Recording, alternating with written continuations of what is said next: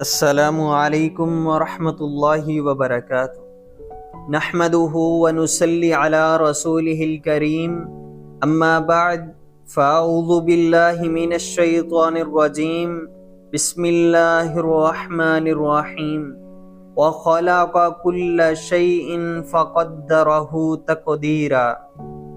مدعی لاکھ برا چاہے کیا ہوتا ہے، مدعی لاکھ برا چاہے کیا ہوتا ہے، وہی ہوتا ہے جو منظور خدا ہوتا ہے۔ ارباب علم و فن، سامعین محترم اور مہمانان مکرم، قطرے کی وسعتوں میں چھپے افق کے کنارے پہ رقص کرتے اور زمین کی پشت پر بکھرے جن حقائق کو الفاظ و معانی کے لبادے میں لپیٹتے ہوئے آپ کی سماعتوں کی نظر کرنے چلا ہوں، ان کا عنوان ہے اللہ کی پہچان۔ ارباب محفل، میری ننھی آنکھیں جب کائنات کی وسعتوں پر کمندیں ڈالتی ہیں تو مجھے ورطہ حیرت میں ڈال دیتی ہیں کہ اتنے بلند و بالا پہاڑ، بل کھاتے ندی نالے، ستاروں سے سجا آسماں، شور مچاتے سمندر، خوبصورت وادیاں اور لہلہاتے کھیت، کیا انہیں بنانے والا کوئی ہے یا سب کچھ خود ہی وجود میں آ گیا؟ کیا انہیں پیدا کرنے والا کوئی ہے یا سب کچھ کسی پیدا کرنے والے کے بغیر ہی تخلیق ہو گیا؟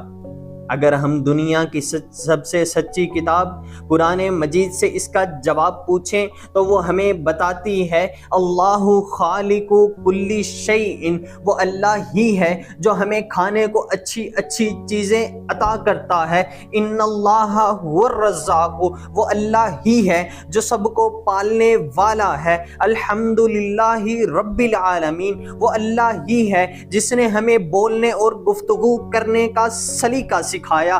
علامہ البیان، وہ اللہ ہی ہے جو ہمیں بیماری کے وقت شفا یاب کرتا ہے۔ وَإِذَا مَرِضْتُ فَهُوَ يَشْفِينِ، وہ اللہ ہی ہے جو ہمیں علم کی دولت سے نوازتا ہے۔ علم الانسان ما لم يعلم، قدرت کسے کہ مکھی کا پر بھی بنا سکے، خلاق دو جہاں کی ہے خلقت کمال کی۔ سامعین محترم، جب ہر چیز کا خالق اللہ ہے، جب ہر چیز کا مالک اللہ ہے، جب ہر چیز کا رازق اللہ ہے، تو پھر عبادت بھی اسی کی ہونی چاہیے، سجدے بھی اسی کو روا ہیں اور اطاعت بھی اسی کا حق ہے۔ لیکن میں جب اپنے ارد گرد کے حالات کا جائزہ لیتا ہوں تو کیا دیکھتا ہوں کہ لوگ اپنے خالق کی بجائے بے حرکت جسموں کی تعظیم کر رہے ہیں۔ لوگ اپنے مالک حقیقی کو چھوڑ کر غیروں کے سامنے سروں کے تقدس کو پامال کر رہے ہیں، رازق کا رزق کھا کر مخلوق کے گن گا رہے ہیں۔ یہ سب کچھ دیکھ کر میں خون کے آنسو روتا ہوں کہ آخر انسان اپنے رب کو پہچانتا کیوں نہیں، اپنے رازق کا رزق کھا کر اسے سجدہ کیوں نہیں کرتا، اس کی عظمتوں کے خوبصورت مناظر دیکھ کر اس کی اطاعت کیوں نہیں کرتا؟ کیا انسان نے اللہ کو بے بس سمجھ لیا ہے؟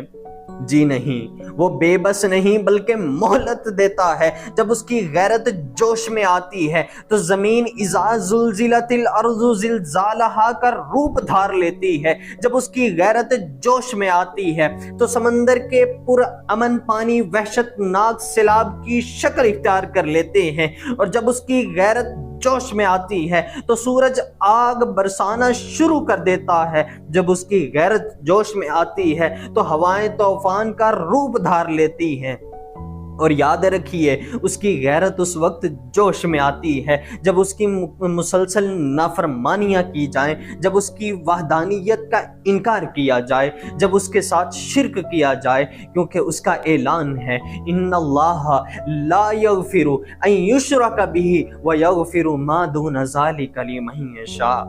سامعین محترم، ذرا سوچئے، کیا آج ہم اللہ کی بغاوت نہیں کر رہے؟ کیا آج ہم دوسروں کے سامنے اپنے سروں کو جھکائے ہوئے نہیں ہیں؟ کیا آج شرک کا دور دورہ نہیں؟ تو پھر زلزلے کیوں نہ آئیں، پھر طوفان کیوں نہ آئیں، بے موسمی بارشیں کیوں نہ ہوں، برداشت سے باہر گرمی کیوں نہ ہو، ابھی وقت ہے کہ ہم شرک سے توبہ کر لیں، اپنے رب کو پہچان کر اس کی عبادت شروع کر دیں تاکہ روز قیامت ہمیں توحید پرستوں میں جگہ مل سکے۔ میں اپنی بات کو انہی الفاظ پر ختم کروں گا کہ خرد نے کہہ بھی دیا لا الہ تو کیا حاصل، خرد نے کہہ بھی دیا لا الہ تو کیا حاصل، دل و نگاہ مسلمان نہیں تو کچھ بھی نہیں۔ والسلام علیکم۔